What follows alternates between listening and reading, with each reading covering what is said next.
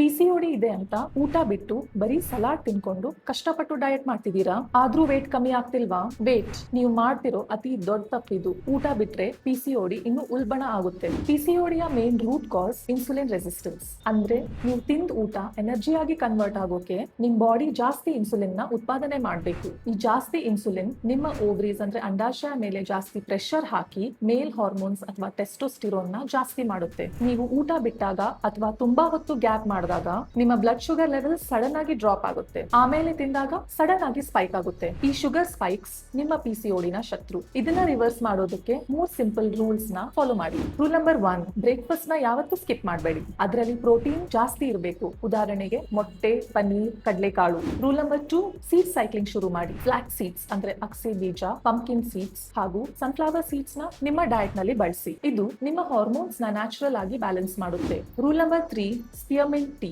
ಅಥವಾ ಪುದೀನ ಜಾತಿಯ ಚಹಾ. ದಿನಕ್ಕೊಂದು ಕಪ್ ಸ್ಪಿಯರ್ಮಿಂಟ್ ಟೀ ಕುಡಿಯೋದ್ರಿಂದ ಮುಖದ ಮೇಲೆ ಬರೋ ಅನ್ವಾಂಟೆಡ್ ಫೇಶಿಯಲ್ ಹೇರ್ ನ ಮತ್ತೆ ಮೇಲ್ ಹಾರ್ಮೋನ್ಸ್ ನ ಕಮ್ಮಿ ಮಾಡುತ್ತೆ. ಇದು ಮೆಡಿಕಲಿ ಪ್ರೂವನ್ ಆಗಿದೆ. ಮೆಡಿಸಿನ್ ಜೊತೆಗೆ ನಿಮ್ಮ ಲೈಫ್ ಸ್ಟೈಲ್ ನ ಚೇಂಜ್ ಮಾಡಿದ್ರೆ ಮಾತ್ರ ಪಿಸಿಒಡಿ ನ ಕಂಪ್ಲೀಟ್ ಆಗಿ ಒದ್ದೋಡಿಸಬಹುದು. ಈ ಹೈಲಿ ವ್ಯಾಲ್ಯೂಯೇಬಲ್ ಇನ್ಫಾರ್ಮೇಶನ್ ನ ಪಿಸಿಒಡಿ ಇರೋ ನಿಮ್ಮ ಫ್ರೆಂಡ್ಸ್ಗೆ ಖಂಡಿತವಾಗಿಯೂ ಶೇರ್ ಮಾಡಿ. ವುಮೆನ್ಸ್ ಹೆಲ್ತ್ ಟಿಪ್ಸ್ ಗಾಗಿ ನಮ್ಮ ಪೇಜ್ ನ ಫಾಲೋ ಮಾಡಿ.